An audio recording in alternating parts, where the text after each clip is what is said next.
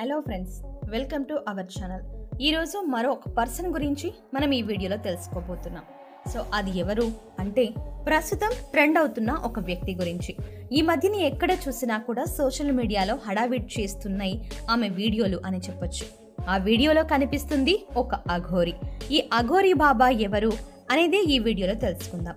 పొడవాటి జుట్టును కుప్పలా చేసుకుని నెత్తిన పెట్టుకుని తిరుగుతున్న ఈ అఘోరి బాబా పేరు చంచల్నాథ్.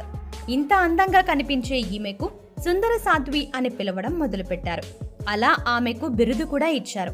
రియల్ గా తను ఎవరు, ఏంటి, ఎక్కడి నుంచి వచ్చింది, తను అఘోరిగా ఎలా మారింది, ఆ జడను ఎందుకు అంతలా పెంచుకుంది, తన దగ్గర ఉన్న కొన్ని మంత్రాలను ఎలా నేర్చుకుంది, ఆధ్యాత్మిక మార్గాన్ని ఎందుకు ఎంచుకుంది, ఆమె గురువు ఎవరు అన్నది ఈ వీడియోలో మనం తెలుసుకుందాం.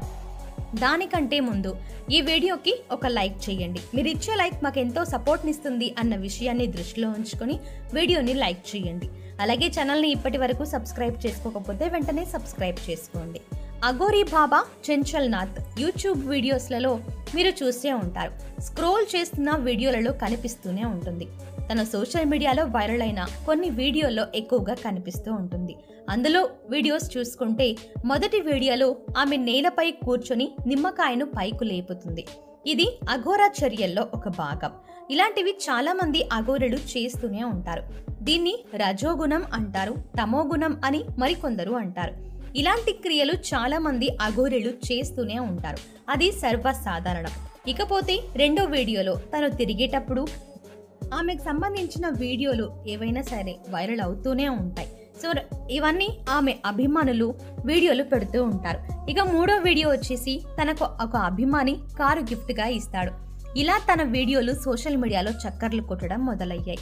వాస్తవానికి చంచల్నాథ్ బాబా ఎక్కడ ఉంటుంది అనేది తెలుసుకుంటే అఘోరి చంచల్నాథ్ ఆశ్రమం హర్యానాలోని కర్నాల్ అనే జిల్లాలో ఘరౌండా అనే చిన్న గ్రామంలో కాళీమాత దేవాలయంలో ముఖ్య పూజారిలా తను అక్కడే ఉంటూ పూజలు చేస్తూ నివసిస్తూ ఉంటుంది. ఇక తన జీవితం గురించి తెలుసుకున్నట్లయితే ఆమె జీవితంలో ఎన్నో సంఘటనలు, సంఘర్షణలు జరిగాయి. చంచల్నాథ్ ఫ్యామిలీలో ఆధ్యాత్మికానికి చాలా దగ్గరగా ఉన్నవాళ్ళు. వాళ్ళ అమ్మా నాన్న బెంగాల్లో ఉండేవాళ్ళు. వాళ్ళ ఏకైక కూతురి చంచల్నాథ్ అఘోరి బాబా. చిన్నప్పటి నుండే వాళ్ళ ఇంట్లో ఆధ్యాత్మికంపై ఎక్కువగా భక్తి ఉండేది. వాళ్ళ కులదైవాన్ని ఎక్కువగా ఆరాధించేవారు.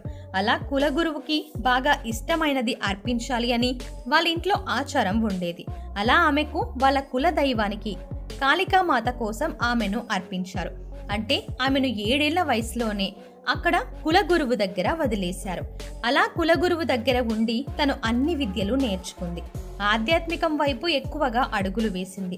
అలా వెళ్తూ ఆధ్యాత్మికత నుండి అఘోరిగా మారిపోయింది. అలా ఆధ్యాత్మికంలో పట్టుని సాధించే క్రమంలోనే తాను కొన్ని విద్యలను, మాయలను, మంత్రాలను నేర్చుకుంది. అలా అతను 12 నుంచి 13 సంవత్సరాలు వచ్చే వరకు బెంగాల్లోనే ఉండి అన్నీ నేర్చుకుంది. అలా ఆమె దేశంలో ప్రతి రాష్ట్రానికి వెళ్లడం మొదలుపెట్టింది.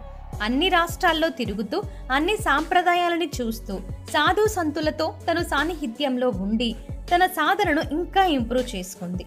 అలా తిరుగుతూ హర్యానాలోని కర్నాల్ జిల్లాకు చేరుకుంది. అక్కడే ఓ గ్రామంలో కాళీమాత అంటే కాళికామాత ఆలయాన్ని ఎంచుకొని అక్కడే పూజలు చేస్తూ ఉండిపోయింది. హర్యానాని ఎంచుకోవడానికి గల కారణం అక్కడి వాళ్ళు సాధువు సంతుల పట్ల గౌరవం, అభిమానం చూపిస్తారని, సత్యయుగంలో ఉన్నట్టే అనిపిస్తుంది అని. అందుకే ఆ స్థలాన్ని ఎంచుకున్నాను అని అంటుంది. కొన్ని ఇంటర్వ్యూల్లో మాట్లాడుతూ అసలైన సాధువు ఎవరు అంటే ఎవరైతే తన మనసుని, ఇంద్రియాలని కంట్రోల్లో పెట్టుకుంటారో వారే. ఇకపోతే తను ఎక్కువగా మాతను ఇష్టపడుతూ ఉంటుంది. ఎందుకంటే ఆ మాత అనుగ్రహం తనపై ఎక్కువగా ఉందని తను భావిస్తూ ఉంటుంది. మాతా కాళీ కోసం తను ఎన్నో పూజలు చేస్తూ ఉంటుంది. తనని ప్రసన్నం చేయాలని కాళీమాత సాక్షాత్తు తనకు దర్శనమిస్తుందని కూడా కొందరు భావిస్తూ ఉంటారు. ఇదే కాకుండా తన దగ్గర కొన్ని శక్తులు ఉన్నాయని చాలా మంది భావిస్తూ ఉంటారు. తను ఉంటున్న ఆశ్రమం నిర్మాణంలో ఉండగా ఎన్నో ఆశ్చర్యకరమైన శక్తులను చూసినట్టు చాలా మంది భక్తులు చెప్తూ ఉంటారు. ఆ ఆశ్రమానికి సంబంధించిన విగ్రహాలు తయారు చేయడానికి రాజస్థాన్కి సంబంధించిన వ్యక్తులకి ఇస్తారు.